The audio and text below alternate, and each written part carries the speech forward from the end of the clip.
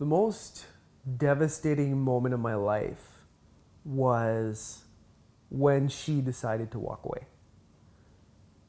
I've never experienced anything as crushing as that. And I still remember the exact moment. I remember one of the last conversations that we had. We were sitting in our condo. We both own this condo. Who is she? So this is my ex-girlfriend. We were together for 5 years. And it was one of those situations where you didn't think it could fall apart. You know, like in my mind, the white picket fence was just, it was right there. You know what I mean? It was that perfect life. You know, it felt like a really good thing. And I loved, you know, the experience there. And I loved her family. I really loved her family.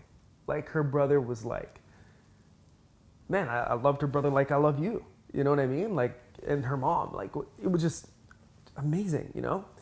And so anyways, we're sitting in the condo and I'm not going to get into the who's right, who's wrong or any of that stuff. It's not about that. It's just about what my experience was. And I was saying, you know, let's give it one more shot. And she said to me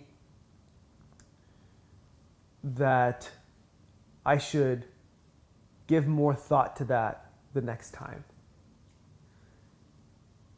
And then she left. And I remember this because things were already packed up. There were like brown boxes and my heart sank.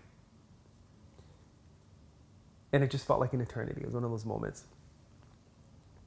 So fast forward now, and it wasn't only that the relationship ended, but we both owned the condo. And I wasn't in a position financially where I could maintain the mortgage independently, right? And so the easiest way for us to part ways was to sell. And so I wasn't only losing her and her family, I was also losing my home at the time. And then on top of all that, I had all of this crazy stuff that was happening at work. And so it was literally like this feeling of like the sky is falling. That's what was happening to me. And it was like devastating. Like nothing can prepare you for loss like that. Nothing can prepare you for it because you've never experienced it before. And it doesn't matter what you've watched or what you've been told, or it doesn't even matter if you've seen somebody else go through it. When you're going through it, it like you feel it. You know what I mean? And so yeah, man, it was just like one of those incredibly, it was like just the most devastating thing that I'd ever felt emotionally. And the months after that, like it was even worse. Like it just takes so much time to get past something like that, you know? And so I remember the last night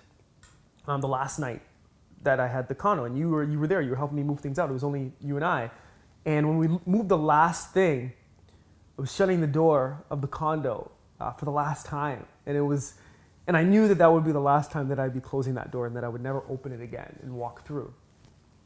And I suddenly got this vision and this flashback of the first time that I'd opened the door to the condo. And I could never forget because when I opened it, it was so bright. The sun was on the other side and we had this wide window right in the living room. And so when I opened the door for the first time, it was like heaven. It was so bright. Like you have to like, you know what I mean? Protect your eyes like to that level, right? And such a stark contrast between that experience of everything is new, everything is working out, you know what I mean? Now we've got our place, to everything is ended. Everything is done. I'm in a space of loss and losing the things that I care about, things that matter to me in life. And so I shut that door and it's like, ugh, because I had that moment of defeat. You know, like I felt like I had failed at life. Anyway, we left. I think it was like 3 a.m. at the time when we finally packed everything up and packed everything into the back of a blue truck, my friend's truck. Great truck. We went on so many amazing camping trips in that thing. Old, rusty, beat up truck with a lot of good memories in it, except for this one, depending on how you want to look at it. And so we packed everything up in the back of that, and it was really late, and you were like, okay, I'm ready to go home. So I dropped you off home. I wasn't ready to go home yet. I couldn't, there's no way I could have slept in that state. So I decided that I would go to Tim Hortons. And it was foggy. It was 3 a.m., foggy, super dark. I was the only one there, and it was all very cinematic, you know? It was a very cinematic scene and experience Because you can imagine the Tim Hortons red lights with the fog. And then you have this blue pickup truck with a bunch of crap in the back. And then you have this guy who steps out and he's sitting on the curb. And you can tell just by looking at him, that guy's me, he's going through it. He's going through it. He's thinking, and it's serious. And so if you were walking in Tim Hortons in that moment, you would have looked, and then you would have known not to engage because something for real was going on. And I sat there and I just thought about everything. I thought about life. I thought about, how did I get here? Like everything was good. And it was that feeling of like life was perfect. Like 4 weeks ago, like things were great. Like it felt like the relationship and everything kind of fell apart in 4 weeks. Obviously, it was degrading long before that, but it all felt like it ended really, really quickly. And so it was that feeling of, man, like a month ago things were great. Like how did I get to this place? And so I was thinking, and it was very visual. My imagination was kind of going wild. My thoughts were going wild. And I realized in that moment that I had a really clear choice to make. It was like option 1, option 2. And option 1 was you become that guy that life had wronged and things didn't go well and he got the crappy hand and sky fell on him and he didn't deserve it, and so he's bitter. And so he hates life, he hates the world, he hates everybody. And the scary part is he has a right to hate because of how badly things have turned out for him. And I could live into that and I could become that, and I would have every right to be the victim of life. Like I could really wear that sorrow, proudly. And then I had the other option where it was like, okay, alternatively, you could start from scratch. And this could be the beginning. This could be the new beginning. This could be the start. You could create yourself the way that you want it to be. You could live your dream. You could really dive into the possibility of what this could mean as a brand new beginning. This is day 1. Go. And I decided in that moment that I wanted to start from scratch. I wanted to make this a blank slate, and I wanted to see what it is that I could do. And I knew that I had to commit to that completely. I knew that I couldn't go back and forth. I couldn't decide that I was going to make this fresh start and then hop back into that victimization of poor me and life didn't work. I knew that whatever role I chose, I had to commit to 100%. I knew that. And the reason why I chose that path is because the sorrow guy didn't resonate, and I thought about dying. And I knew that if I had died having lived a life of someone who just couldn't pull it together after a devastating situation, and that's so many people, right? We've all had devastating scenarios like that, but I didn't want to be the person who didn't recover and define themselves by it. I had to be the person who believed in second lives and second chances and opportunity. And I had to also believe that the past was not necessarily an indicator of how my future would be. I had to believe that maybe I could create something different, And what's crazy is when I think back to it now, I realize I wasn't even happy. Why was I so devastated to lose something that wasn't making me happy in the long run, And so I had to define for myself for the first time, and this was kind of like the beginning of this whole process for me, like what does make me happy? Like what is fulfilling for me? Like I had to have this conversation of what is Jamelle about? Like outside of the expectations of work and, the ex-girlfriend and the family and society, like what is Jamelle about? Like really, And I had to discover that. And then I reoriented myself and my life to say, this is what matters to me. And then I'm going to design myself and my life to serve me. And that vehicle can be anything. It just so happened to transition into the coaching, the training, the speaking, emotional intelligence, self-awareness, all of these kinds of things. And it's crazy because these things happened after that devastation, right?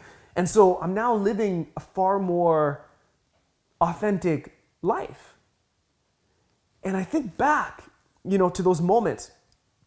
And this is not to knock that experience or that relationship. I appreciate that relationship. I appreciate that person and everything that I learned from that person and everything that I learned as a result of being in that relationship. This is not a fault thing, and there's no sense of being bitter or even angry. I just see it as a part of the journey that really was instrumental in me being here. Like, I couldn't be here without that devastation. I just couldn't.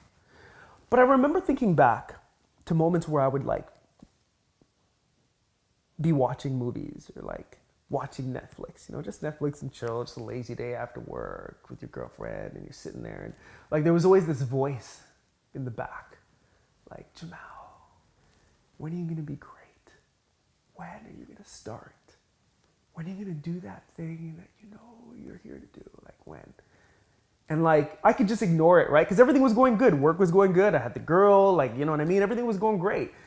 And I would just ignore it, and it felt like this distant voice. But that moment, when I was at Tim Hortons and I'd lost everything, that voice just popped into the forefront. It popped into the forefront, and it was like, now. Now is your opportunity. Now is your gateway. Now is your chance to be great. And I had to say yes. This is the time. It's now. There's no other time. And I went full steam ahead and never looked back. And so when I think about this whole situation and this experience, I realize that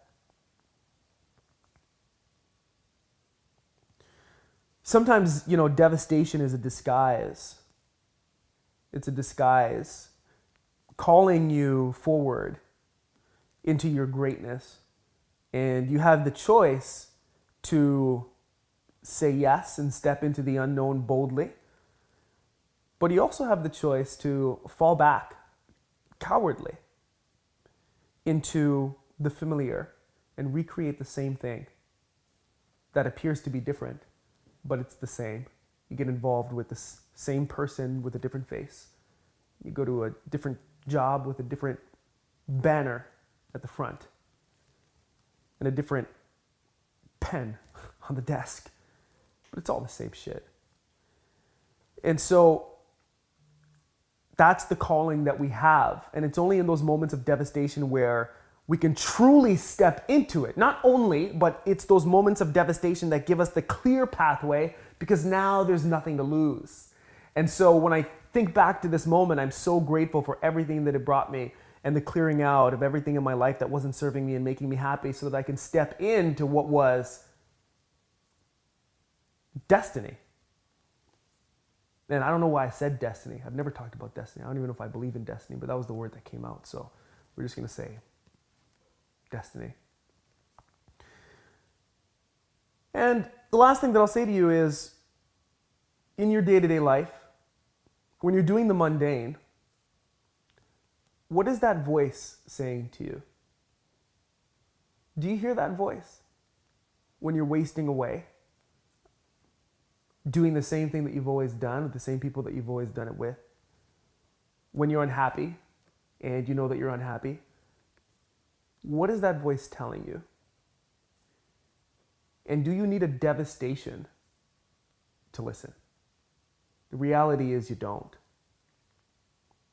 But you'd be really blessed if you had one, because it would make it a lot easier. And that's the difference between people who live great lives and people who don't.